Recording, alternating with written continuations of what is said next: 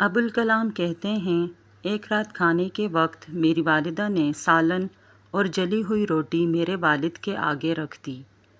میں والد کے رد عمل کا انتظار کرتا رہا کہ شاید وہ غصے کا اظہار کریں گے، لیکن انہوں نے انتہائی سکون سے کھانا کھایا اور ساتھ ہی مجھ سے پوچھا کہ آج اسکول میں میرا دن کیسا گزرا۔ مجھے یاد نہیں کہ میں نے کیا جواب دیا، لیکن اسی دوران میری والدہ نے روٹی جل جانے کی معذرت کی۔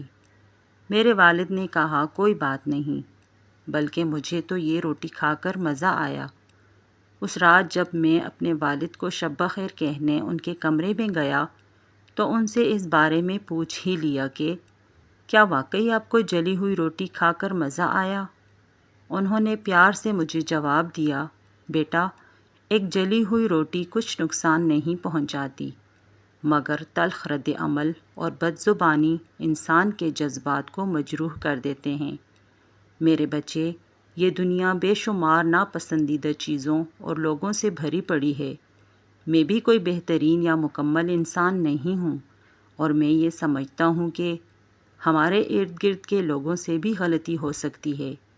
ایک دوسرے کی غلطیوں کو درگزر کرنا، رشتوں کو بخوبی نبھانا، اعلیٰ ظرفی کا مظاہرہ کرنا ہی تعلقات میں بہتری کا سبب بنتا ہے۔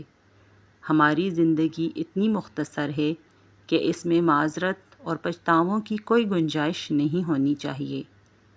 زندگی کو صبر شکر کے ساتھ خوشحال بنائیں۔ بے شک اللہ شکر کرنے والوں کو پسند کرتا ہے۔